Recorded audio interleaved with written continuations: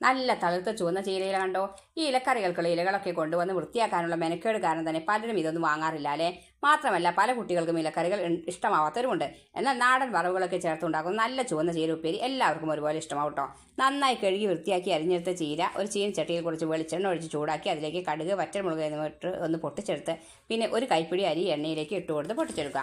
ഇതാണ് ഈ ചീര ഉപ്പേരിയുടെ മെയിൻ ടേസ്റ്റ് മേക്കർ. കൂടെ കുറച്ച് ചെറിയ ഉള്ളി, 4 അല്ലി വെളുത്തുള്ളി, പച്ചമുളക് എന്നിവ ചെറുതായി അരിഞ്ഞെടുത്ത് കൊടുത്ത് കുറച്ച് മഞ്ഞൾപ്പൊടി, ഉപ്പ് എന്നിവ ചേർത്തിലേക്ക് നന്നായി യോജിപ്പിച്ചെടുത്ത് അരിഞ്ഞു വെച്ച ചീര അതിലിട്ട് ഇളക്കി യോജിപ്പിച്ച് 2 മിനിറ്റ് അടച്ചു വെച്ച് വേവിച്ചാൽ രുചികരമായ ചീരുപ്പേര് റെഡിയായി. കുട്ടിക്കാലത്ത് മഴക്കാലങ്ങൾ വീട്ടിൽ മുറ്റത്തും പറമ്പിലും മുളച്ചു പൊന്തുന്ന ചീര തൈകൾ നിലത്ത് നിന്ന് പൊന്തുമ്പോഴേക്കും അത് അരിഞ്ഞെടുത്ത് നല്ല ഉപ്പേരി ഉണ്ടാക്കി സ്കൂൾ ചോറ്റുപാത്രങ്ങൾ ചോറിൻ്റെ മുകളിലായി വെച്ച് ഒരു സൈഡിൽ കുറച്ച് ചമ്മന്തിയും ചേർത്ത് അമ്മ തയ്യാറാക്കി തരുന്ന ചോറുപാത്രം ഉച്ചയ്ക്ക് ഉച്ചഭക്ഷണത്തിനായി മണിയടിക്കുമ്പോൾ തുറക്കുന്ന ചോറുപാത്രത്തിൽ നിന്നും വരുന്ന ചമ്മന്തിയുടെയും ചീരുപ്പേരിയുടെയും ഒരു മണവും ചീരുപ്പേരിയുടെ കളർ പതിഞ്ഞ ചോറും അങ്ങനെയുള്ള മായാത്ത ഓർമ്മകളിലേക്ക് കൂട്ടിക്കൊണ്ടുപോകുന്നതാണ് ഈ ചീരുപ്പേരി.